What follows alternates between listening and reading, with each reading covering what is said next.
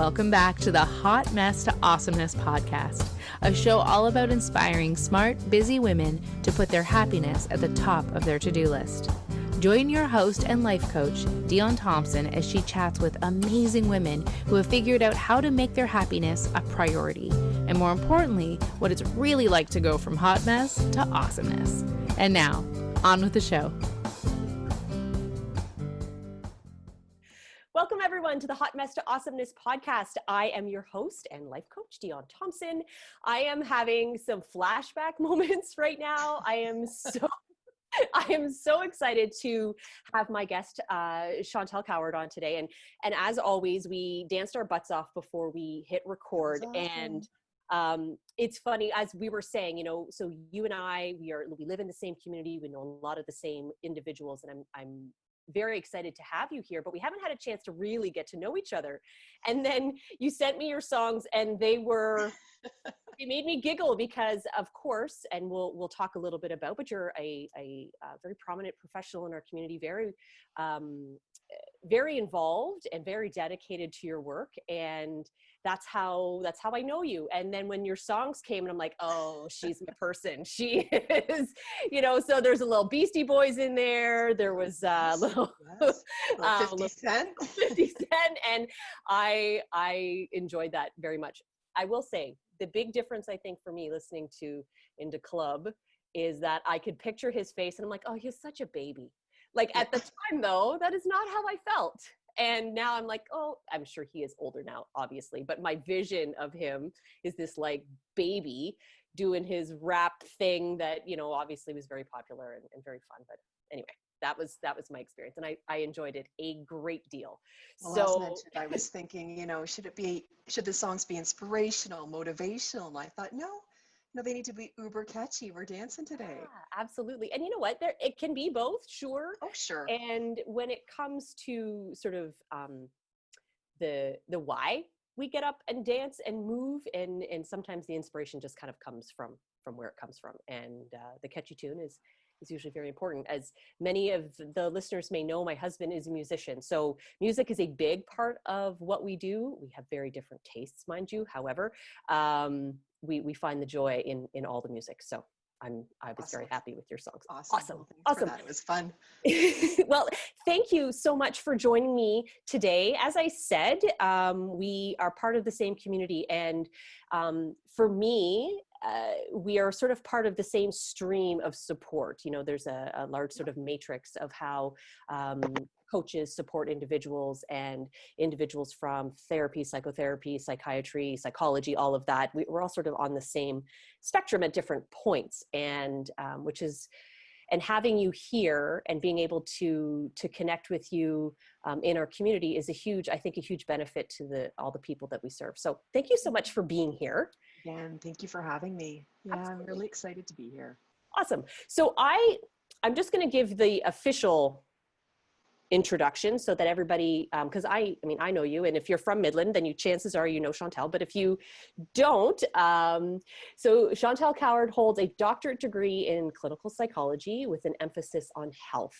She's the founder and director of Chantel Coward and Associates, right here in Midland, fabulous, and which is a multidisciplinary mental health and wellness team providing skills, therapy, and treatment to children, adults, couples, and families. So you and your team, which as someone from the community, I have enjoyed the services of the team that you offer, but I love that it is a full, wholesome approach where you provide services for everyone, every member of a family, regardless if they see the same practitioner, they can feel like they're contained in a community, which I think is so valuable, especially when it comes to mental health support. So I'm very excited that you are here to share a little bit about the sort of, I guess, maybe behind the profession, hot mess to awesomeness experience. One thing that has come up a lot in the work that I do and in all of these conversations that I've been having is it doesn't matter where you are in life, what it is that you know, we all face different obstacles in different ways. And having the knowledge and having the tools and the gifts to be able to share that and support others doesn't always mean we can do all of the healing ourselves. Doesn't mean that, we are on the other side going, well, I know what I'm supposed to do, so I'm just going to do it because it's easy. No, it does require, wraparound supports. It does require others to be in our lives to offer guidance and accountability, and sometimes just a sounding board. And so like I said, I'm looking forward to hearing about your journey and what brought you to this place where you can be such an asset to an entire community. Yeah, well, back to supports. I mean, we definitely need supports, every single one of us. I'm constantly turning to my team. I have lots of mentors throughout my schooling who I just adore and love turning to. I turn to my family, my friends. Exercise is a massive support for me. Actually, I'm in this environment, not for that reason, actually. I was just, we were just discussing, my dog is incredibly social and lots of people are out and about with this nicer weather. And the minute she sees anything, she loses it. So I thought I need to be away from that. So this is why I'm in the gym, but it's definitely it's something I turn to, for support. So for me, I entered university as a chemistry major, actually, and a lot of people find that really interesting, but started as a chemistry major. I was interested in dentistry. Fascinating subject, by the way. Yes. And it was an elective that I took, psychology, during my undergraduate degree. And it was actually my professor, my undergraduate professor, Professor Mitterer, who made psychology so fascinating. And it was from that first year elective that I started to double major. Still interested in dentistry, but then very interested in of course, psychology as well. So stuck with psychology, and of course didn't realize how big of a commitment it was going to be. I kind of knew what I wanted to do. I just didn't really have a clear sense of what that looked like. So 10 years, it was a 10-year commitment. Wow. I was in university for 10 years, and a lot of my friends and family members would joke. They would say, what, Chantel, you love school. No, I love learning. I love learning. I don't love school. This is a means to an end. And it was, I would say, as soon as probably my second year of my master's degree was when it really started to feel like that. Oh my gosh, like this is going to be a long haul. Just heavy academic demands, sleep deprivation, excuse me, having to miss out on activities with family and friends. I'll never forget I completed my master's degree in London, England, and I'll never forget locking myself in my bathroom in my very small flat, which meant my bathroom was very small as well, to try to force myself to attend and concentrate and just get through, that thick obstacle at that time. So just really having to be so self-disciplined to a fault, right. At times. What, and it's a fascinating, and I want to say, although your experience is yours, being where you were, doing what you were doing, but I think the process is pretty, I don't say universal, but a lot of people go through it. A lot of women go through that with, we set the goals, and especially the doers, because I attract a whole lot of doers. And, I'm there it is, I'm going. And I mean, okay, so I have to do this. Okay, yep, I got these other things going on. Okay, that's fine, but I'm still doing. And not everybody goes through or finds the tools, perhaps the bathroom that they needed. And so I'm interested, what other supports would you say that in that moment you turn to, and then I guess from that, how would you say that impacted or influenced how you then supported people who maybe were facing the same sort of like, I have to just like power through and get through this? Well, it's about, clearing the clutter, right? I feel it was about clearing the clutter. It's always about clearing the clutter, right? We all have stressors, so like multiple stressors, and so many stressors are resolvable. So just, if we intentionally look at our stressors, right? We can resolve them so that they're not weighing on us. Mm-hmm. Then there are some stressors that don't even belong to us. So yeah, gently hand those back. And then there are stressors that we're railing against. We're just railing against them, and they're not going to go anywhere. It's a poor use of our time and energy. So accepting those stressors. So for me, it was about really just trying to focus on what I needed to, getting to know, your professors, and getting to know, park supplemental readings. Like, you're not doing those, you're just doing core readings, like learning to clear clutter Mm-hmm. and really focusing on what really matters. And focusing on what really matters doesn't always mean focusing on, it's often about, why focus on your strengths because you're good at that stuff.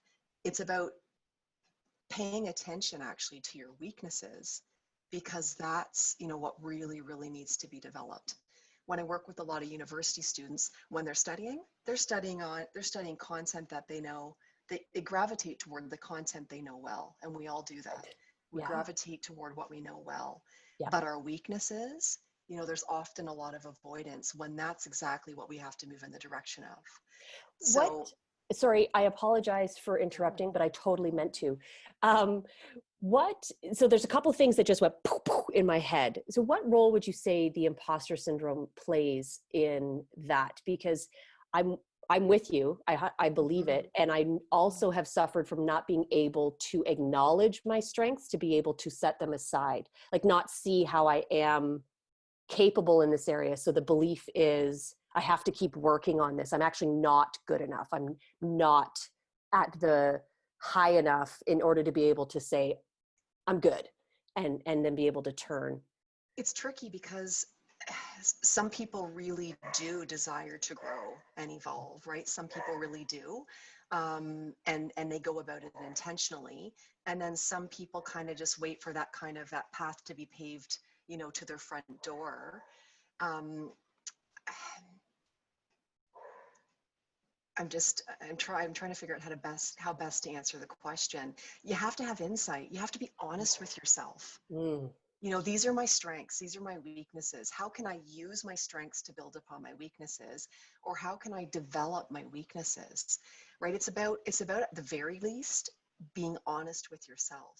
But not everyone even has the insight to know, what their weaknesses are, or what their blind spots are. That's not on, sadly, a lot of people's radar. And I agree. I think partly because the social norm is to seek out external validation, seek out external representation of our own truth, right? So, well, I'm going to ask Sarah what she thinks, and then I'll know what I know, right? And then I'll feel good. So, maybe my question then is, what would you say a good strategy would be then? So let's say you don't have the habit of being able to look inward and go, yep, I'm good here. That's where I need work. And this isn't a word, and de-emotionalize it, right? So instead of looking at the weakness and going, oh my God, I suck, going, well, there it is, and I can do something with it. What strategy would someone be able to use to be able to either practice that skill or maybe seek external support that where they can learn to do that inner work, as opposed to just be externalizing themselves all of the time, which again is fairly socially acceptable, I think, is maybe the well word. Without professional support, right? I think everybody has to slow down and pay attention, right? That's a big piece. Slow down and pay attention, right? That really does help a lot, I think, with insight, right? Being able to reflect, just to really think about, I like this about me, I don't like this about me, I like how I approach people in this way, I don't like how, just stopping, being present, processing. That's one way I think we can all sort of slow down and stumble upon some insights. But then, of course, you can also go the professional route where where you can get some objective feedback. There's my dog. Welcome to the party. She's very social. She really wants to be here. As long as she doesn't start barking, we're doing well. Yeah, but obviously that's where, and even, when people come to the office, it's, there are just some people that are really ready and willing and have insight, Mm. and some people come to appease others, and I don't know, some people don't ever really kind of have that insight or that desire to kind of, do that depth work. And I see it as well. And from a coaching perspective, not being therapy, obviously, Sure. a big sort of guideline that we use is if someone isn't ready, then they're not a client. And the readiness, the marker is their willingness to take responsibility. And often it needs to come, like the pain needs to get either greater, or it needs to hit a certain point, or it needs to sort of show up in a certain way and cause a certain problem in order for someone to say, okay, I need to I'm in charge of this now. Like this whole scenario sucks for me, and I'm the only one that can do something about it, and sort of regaining that sense of control. And then also just again, allowing yourself to be raw, right. allowing yourself to be vulnerable, just accepting the fact that you're imperfect, accepting the fact that you've made mistakes, not hiding behind shame and guilt, just allowing yourself to be raw and vulnerable, I think is also key to doing good work on your own, or to do good work with a professional.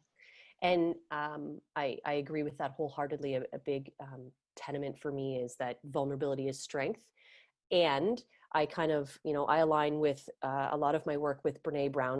She's kind of like my superhero. Yes, and she, and she, says that not everybody has the right to hear your story. So being vulnerable is a strength, and knowing where it is safe to do so that you get the environment or the container that you need to be able to progress forward. Because again, it's vulnerability. You're out there, you're raw. And growth can come from that, but not with everybody. Some people that you think to share stuff with, they too aren't ready, right? So your vulnerability can be very disarming to someone, and then cause their walls to go up, which then creates a whole different dynamic. So I think along with your advice to slow down and to pay attention, is as part of that paying attention is to look at who is in your environment and what they offer to you in that situation, and to think back to interactions with them. They could be phenomenal. They could be your partner, and still this moment in time is not something that the two of you are going to hash out together. And I think that's a really important piece of the puzzle. It's kind of like the work before the work. You haven't even gotten to the you yet, but you need to be able to just I call it the observer mind. No idea if that's a real thing, but just being able to sort of be on the inside going, well, that's interesting. Oh, I find that fascinating. Oh, I don't want to do that again. Oh, I want more of that in my life, right? And to take out the judgment, and to almost like you're having this third party conversation with your inner critic and your higher self, or however people identify that. And from there, asking that part of you those questions: who can I talk to right now? What are my strengths? Where are areas do I need to work on, and where do I seek that support, right? I think the insights that we can gain from ourselves are it's a wealth of knowledge. And the one thing that comes up a lot is this idea of self-trust. And so to trust that you are good enough here, and to trust that although it's a weakness, you can get there, you can do the work. It may be challenging, but it can be done. And to trust that, there are people in your life that get you, and that you matter, and all those things, right? And that you can be safe and secure with. And then it makes me think about how lucky are we, Dion, to be able to, isn't it an honor? It's an honor, it's a gift, it's a privilege to be able to be that safe person, or to offer that safe space or place for people to be raw, and to truly expose their weaknesses for the purpose of growth, and for the purpose of increased health and increased happiness. It's an absolute privilege. That's one of the things that gives me, like, uplifting others, helping others, positively influencing others, positively impacting others. That's what keeps me in this game. Mhm. You know, it gives me just ongoing motivation and drive. Would you say that part of your commitment to your clients and your community, your family, to be that support, did that come from you receiving that type of support in the past? Were there individuals that you could turn to, or systems or organizations, practices that you relied on to keep you motivated and inspired? Well, my mother is honestly like an incredible, she would be a phenomenal mental health clinician if she were one. She's just unbelievable. My mom's probably everyone's rock. She's Mm. safest, most beautiful woman. So I think just my mom's influence, definitely. And then also going through difficult things in my youth, or something difficult in particular, that took me to a mental health professional, and benefiting from that treatment. And so that's key. So many people have bad experiences and then close the door. They're never open to moving in the direction of professional help again because of a bad experience. And that makes me so sad, because there's good and bad in everything, Mhm. right? Good dentists, bad dentists, Right. good life coaches, bad life coaches. So that deeply saddens me. So for me, it was a positive experience. Mhm. It initially, it instilled hope that, you can get beyond the pain. And then of course it made a huge difference in my healing. And so, I think, as I've said in many interviews before, life's not linear. Life is full of good and full of bad. And just accepting that life is constantly changing is so important, and recognizing that, life might be okay right now, but next week we could be thrown a strong adversity, Mhm. right? So it's almost like we're all working toward getting to this place where we're there. We're there. We've done it. We've done it. Done it. But that's just not life. It's not linear at No, all. So no. people, I think about people since I've been in this community, people I've been seeing since I arrived. Mhm. Not necessarily every week or every year even, but when life happens, they come back because they feel safe, And and that's because brilliant. more work to do, Yep. you know, And needing, yeah, some more objective feedback, whatever it may be. I think it's a valuable point that I think sometimes we forget, that life is consistently in movement. Like the time just keeps ticking. It doesn't stop. Yet we design systems around getting there, right? Get the plans to get to this point where, it's interesting. I was telling you, I was working on my talk for the event. So we're recording this Yes, before the yes. event, although it will air Yes, after. right.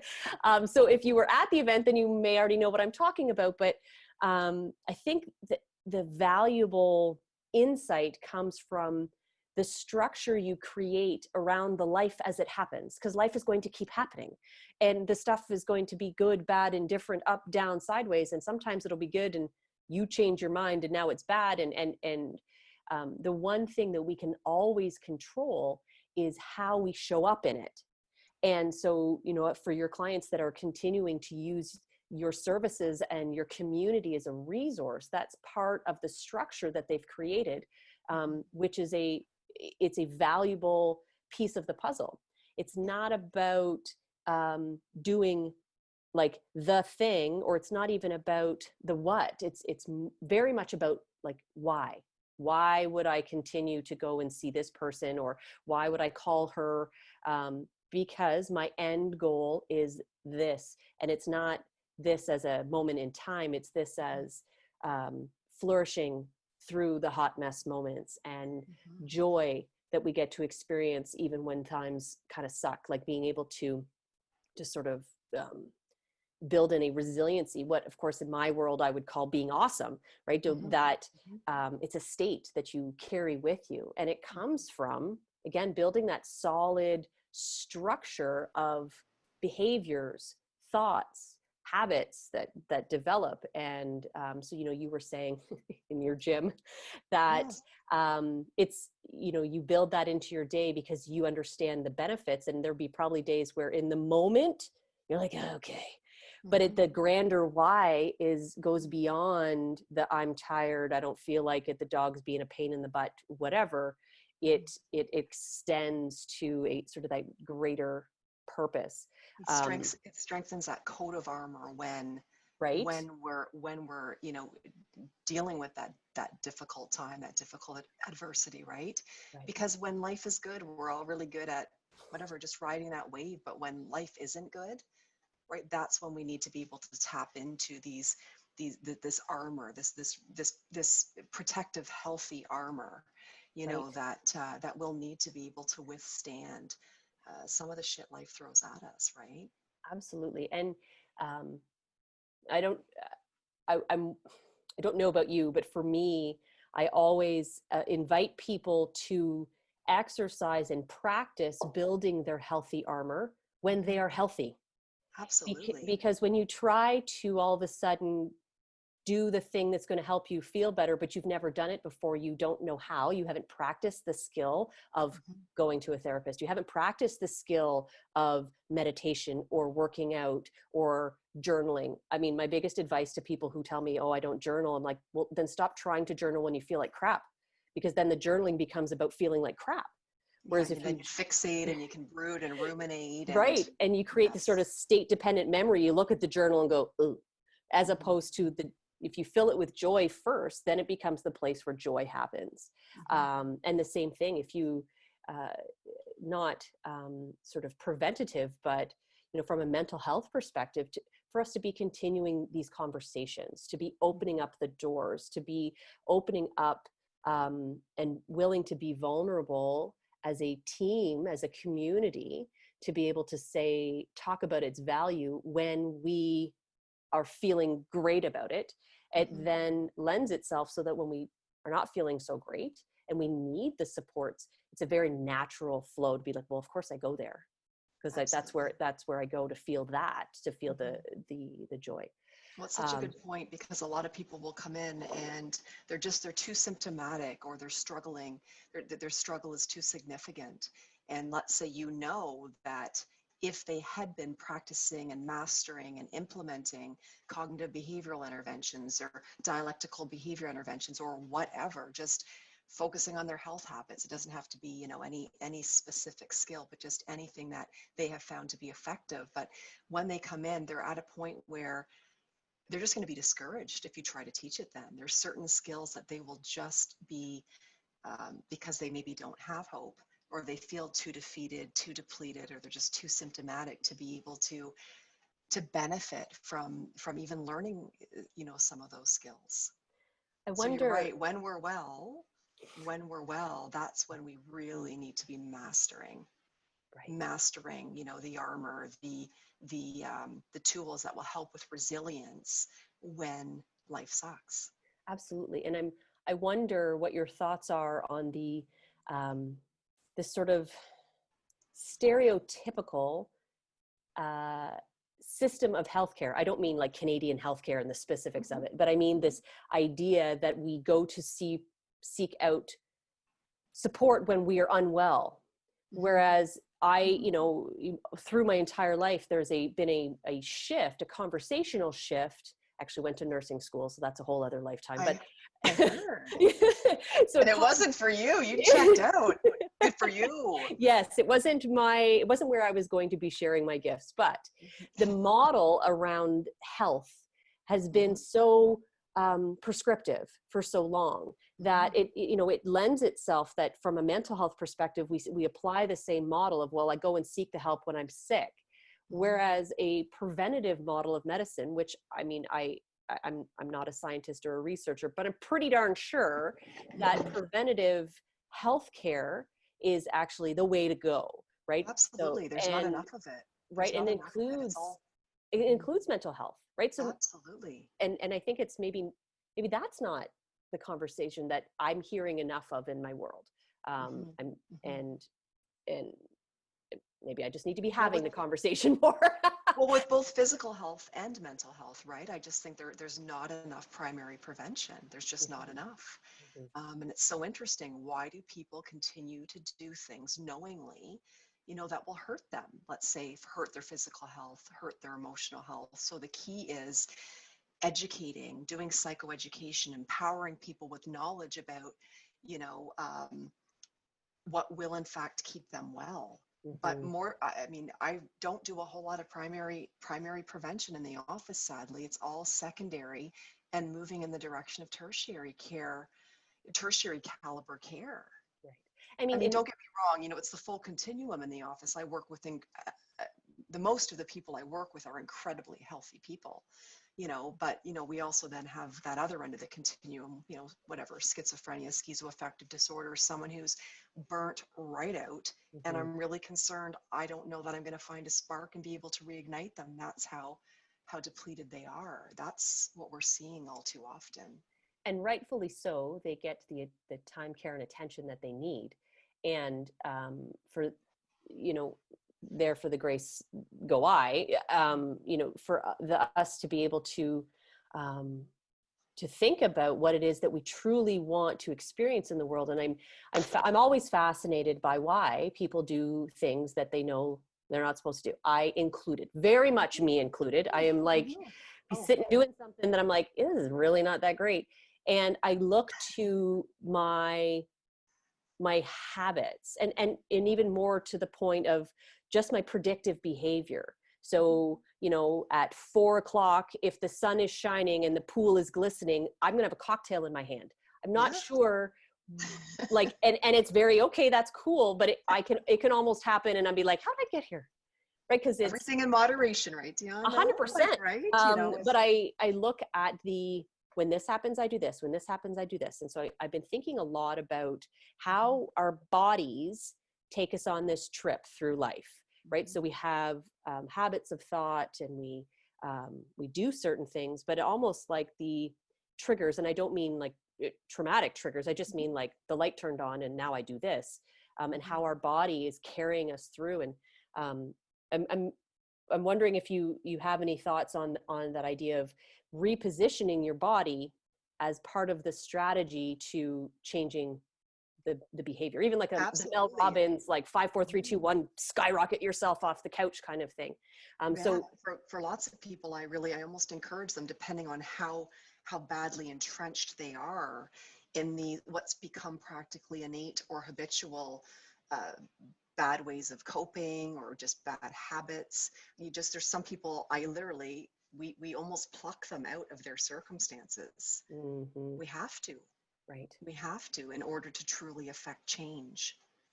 Right. Absolutely. And for people who are perhaps not at that position to be,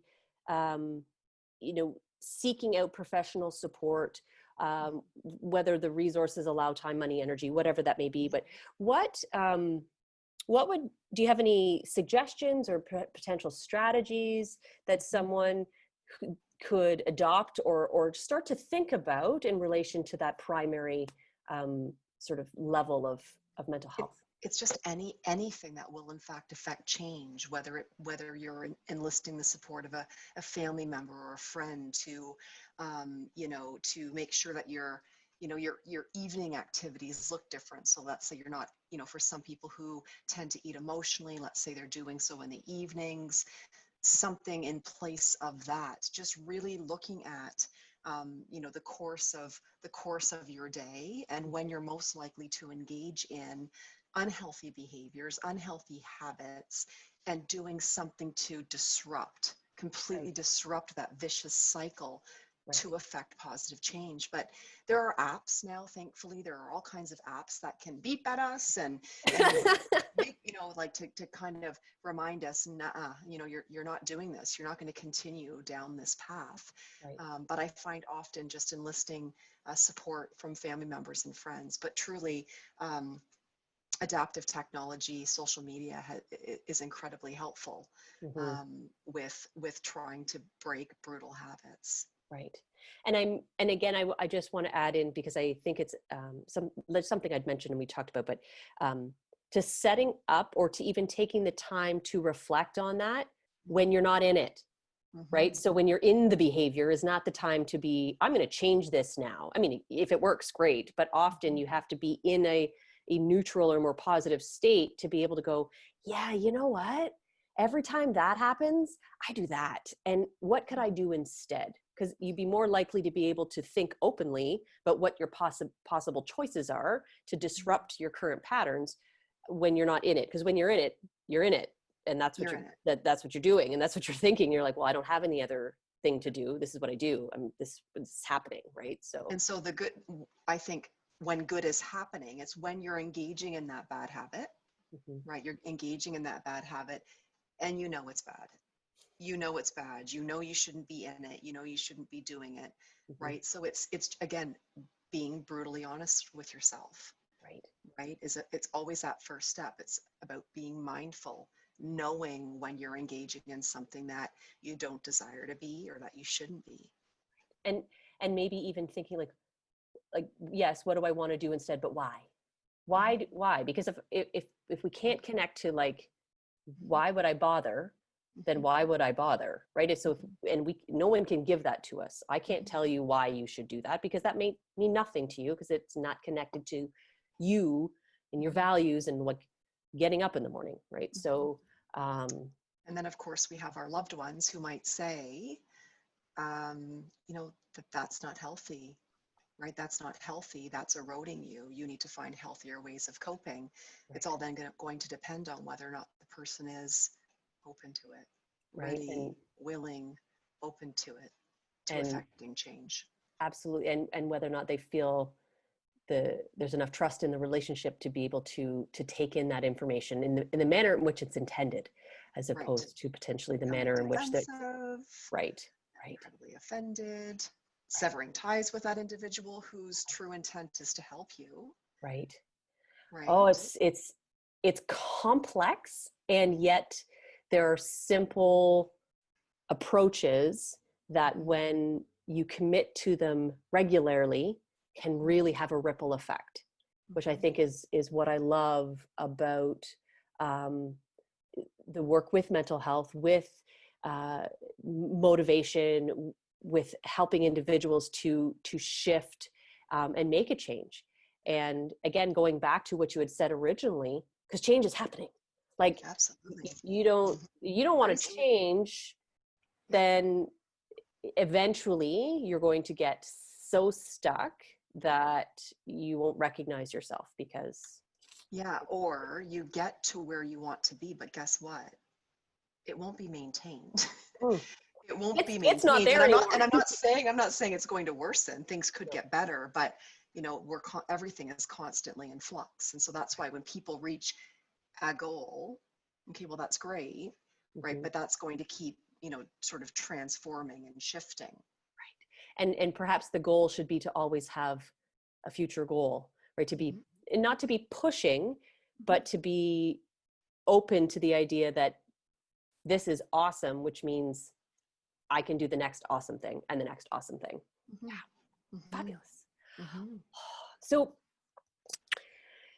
Chantel, tell me a little bit about what you are doing right now in the world, because I find it phenomenal and fascinating. And had my situation been a little bit different, I would likely be taking advantage of some of the services that you're offering. So please Yeah. tell us about So that. obviously, doing the usual job, doing the usual work at the practice, but I'm doing a lot of crisis intervention throughout the province at this time. Unsurprisingly, I mean, crisis intervention is something that I'm commonly called out to do, but the pandemic has really, really increased the need for crisis services. So and that's tricky because when I'm called out to go wherever, that deeply affects the practice and the individuals that I provide treatment to. So it's challenging, but these are tragedies, traumas, very critical incidences that I'm willing to disrupt my practice for. So yeah, the pandemic there's an increased need for crisis services because the pandemic, as you know, COVID-19 has caused struggle, mental illness, and it's certainly worsening pre-existing poor emotional health. So that's one thing I've been doing a lot of. In fact, I thought I would be doing more crisis work through March through June, Mm. but really the spike has been August, like since August. There's been a massive spike, and I know it's only going to continue. So that's part of it. And then of course I'm doing this, offering we're calling it an online learning hub, Mm-hmm. but I have so many students and so many parents in the practice right now who are struggling with obviously not wanting to send their children to school because of COVID, of course, Mm-hmm. but they're not in a position to have their child at home doing the online schooling because they are working full time from home or not. They could be at their, at their actual workspace, and so they're not there to be able to support their child or children with that online option for varying reasons. Right. So what we're doing is we've created, with a few commercial spaces, private space for students. So it would be a student or two, Mm-hmm. semi-private, so 2 to 4 students, let's say, and then a larger sort of group space with no more than 12 students. And they're all, healthily spaced apart, and Mm-hmm. all protective measures are in place. But it allows the students to, it's that in between, they're not at home, maybe struggling with some of that. Right. So it's a bit safer because it's obviously less populated, there's less exposure, but there's also the opportunity for socialization, which homeschooling or online schooling at home doesn't have. Right. So it's, runs the same as a school would, 8:30 to 4 p.m., nut-free lunches, reusable water bottles, all that jazz, right? Right. But yeah, and then there's also a lot of students right now, and even parents, who are really wanting to take advantage of this online option, Mm-hmm. not necessarily because of COVID, but because their child is being brutally teased, taunted, ridiculed, bullied. So it creates, it prevents them from having to endure anymore in that way. Right. So yeah, so it's supervised, safe, very motivating. So Awesome. that's something else that we've got going on right now. What a wonderful addition and necessity for so many, that you were able to add to your practice is beautiful, and I'm really excited for all of the students that have the opportunity to take advantage of that, and perhaps I've seen a few other things pop up for different reasons and Yes. different ways, and but for the level and caliber and knowledge base that you offer from your practice as a whole. So for that parent that we're online learning, not just because of COVID, but there's the emotional support and the knowledge and understanding of what someone needs in that moment, when it's never just about the one thing. It's not just about school, Never. right? Never. It's, we are, humans, and children especially, are complex beings that don't always do what you think they should be doing.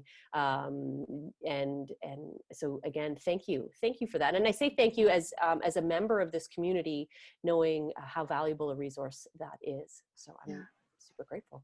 Yeah, well, I'm sure you remember March through June yourself, trying to, we've got Google Classroom horror stories in my house, horror stories. It was a nightmare. And So, I mean, I can't fathom what it was like on both sides of that screen for so many. absolutely. Our experience had some positive to it. We have a significant support system, but that isn't necessarily the case everywhere. And again, every child does things differently. Both my children were a whole different world, right? So one was like, I got this, whatever. And the other one's like, I don't want to go near it. I just want to be with my friends. Where are my friends? I can need my friends, and again, so complex, because it's not just about that. It's more than that. And we're still having those conversations. And I found it fascinating in those early months, sort of what I observed, very layperson observation, although I've done some research in my life, but this is definitely wasn't research. Just the experience of it of us as a whole moving through that significant change at that universal level, and then the mass amount of uncertainty that we had to weave through on a day-to-day basis, it really manifested, or when I noticed, was we sort of went through this communal stages of growth that mirrored, I'm not sure if you're familiar with this, but the stages of group development, organizational group development, and it's forming, storming, norming, and performing. And so we all started it with like, okay, we got this, let's get the systems in place, and we'll buy all the toilet paper and batch cook the food, and everybody's going to be good. And I got this online thing figured out. My kids got all the pencils that they need. Right. And right. And then, because the anticipation was, I just have to make it through and then we'll be fine. Like just 2 weeks, 3 weeks, 4 weeks. And then we all hit this crash of like, I don't know who I am anymore. Absolutely. I don't know what mom means. I don't know. I own a business. What business? I don't think I own, like what? And we went through this crash period. But we were all sort of in it. And I think. And we were all reacting normally. Yeah. Like we've all been reacting normally. Yes. To an incredibly abnormal, unprecedented time. And never done this before, right? No. Never and then done this before. We get to this stage where we're like, okay, I got a few new routines in place. The kids and I do this, and then this happens, and then I go here, and then I go on the Zoom, and then after my eyes start to hurt, I go and do this, and right, we sort of develop these new like ways of being that we're like, okay, I feel like I'm steady again. And then there's a bit of a TSN turning point here. So for individuals who have a habit or a foundation already built of resiliency or awesomeness, where they're like, okay, I'm going to take all this new stuff and run with it. Here I go. And I'm going to do this new cool thing. I'm going to maximize this situation. I'm going to capitalize on this. I'm going to slow down and do nothing. And which is also great. Like we really look at it and go, okay, that's cool, but what am I going to do with it? And how do I expand and grow? And then the other flip side of that is if I didn't have the strategies in place on how to get back to me, I maybe would be comfortable with my kind of new normal, but I'm still reeling over the loss. And I haven't quite gone through that entire grief process and that in its own complexities. And so I'm really not surprised that the mental health wave that you're seeing is now in combination with the normalization of the new year that is September. And September is always go back to normal. It's the reset button, right? So day after Labor Day, doesn't matter if you have kids or not, reset button. Routine, structure, yes. Right? Yes, and that didn't happen. And we didn't get that reset. So, the ones who were just riding it out was like, okay, I can make it. It's okay. It's fine. It's summer. It's okay. It's okay. It's okay. Because come September, and kind of unconsciously, not necessarily saying it out loud, but I'm going to be fine again. And then you're not. No. Right? And then of course, just obviously all the concerns with the second wave. And obviously a big concern is that we had a beautiful spring, summer, even, early fall. So we had that systematic extension, right? We just didn't have to be under our roofs. Right. And now, well, soon enough, right, we're going to be, not everyone embraces winter. Right. And I want to just say that in light of the communities of individuals like yourself who have the knowledge and the support and the teams who can help individuals manage through this. I mean, this is, and if I had a stage, if I had a megaphone for the world, it would be to take advantage of the opportunities that are available to you, and do some of that, not worry work, but more preventative and sort of supportive self-care, mental health support, seeking those systems out, so that because the world is going to keep changing, time is going to keep ticking, uncertainty is going to keep coming. Yes. And to do the work on your foundation, on your structure, on your systems that you have in place on how to manage information as it comes in, and what it is that you then want to do with it. So for the listeners out there, please, if you're in our community and Chantel has the time, connect with her office or any of the offices of the brilliant people in our community and the communities that you're in, and seek out those supports. because you're not alone. Not at all. Your reactions, as you said, are normal, and they entirely normal. And they can, and there are resources to help you feel like you are in control and able to move yourself forward. So. Absolutely. Absolutely. Yeah, something I'm really struggling with. It's been quite interesting. Most of my team is still working remotely. And so although my administrator and I and 2 other associates are not, my office feels, it's such a strange feeling not to have my associates there, clients and patients coming and going. I'm really, really, really missing and struggling with not having that hustle and bustle. And but it was, when I say hustle and bustle, it was a great pace, a great vibe. Feels the energy. So strange. It feels so strange right now. Well, we can get very attuned positively or negatively to the energy systems around us, and then build our operation of self on it, right? So you are at maximum full potential, full capacity when there's a hum, right? And there's that coming and going. And so having to relearn how to build yourself back up to that maximum capacity without the hum, right? Without the coming and going. And not that this is the same at all, but very similar to why they play crowd sounds at football games, where there are no crowds, right? It's about reinfusing that sort of state dependent memory of, okay, well, I'm used to hearing that sound. I have traffic on my street, or I don't, or have this happens and it doesn't. So it's sometimes just those simple pieces to be able to go, oh yeah, what could I do to alleviate that stress? And then put systems in place, and again, having someone who has that knowledge to be able to go, well, let's look at it that way, and just finding a healthy way to fill those voids, because there are a lot of them right now. Right. Chantel, this has been an absolute pleasure. Yeah, thank you wonderful. So much. Thank you so much for being with me today. Thanks for having me. Absolutely. And for sharing your insights and your knowledge and your journey with us, and those amazing resources that you're offering the community right now. So again, if you are listening, then please, there's going to be a link here, click it and connect. So I hope you have a fantastic day, and thank you too. One last thing. Absolutely. I have a very boring mug here. Okay. Oh. And so before the interview, I had planned to be rocking one of your t-shirts, wearing an accessory, having a beautiful mug other than this lame one. So I need to get in touch with you. I need some motivational, amazing, whatever, accessories, mugs, t-shirts, whatever. Absolutely.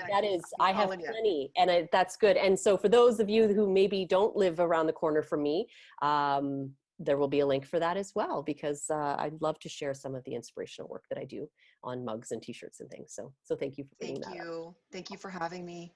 And thanks for the great work that you're doing. Thank you. I appreciate that. That means a ton. Thank you. Bye for now. Thanks for tuning in. Hope you enjoyed the show. Join Dion again next week to learn more about what you can do to go from hot mess to awesomeness.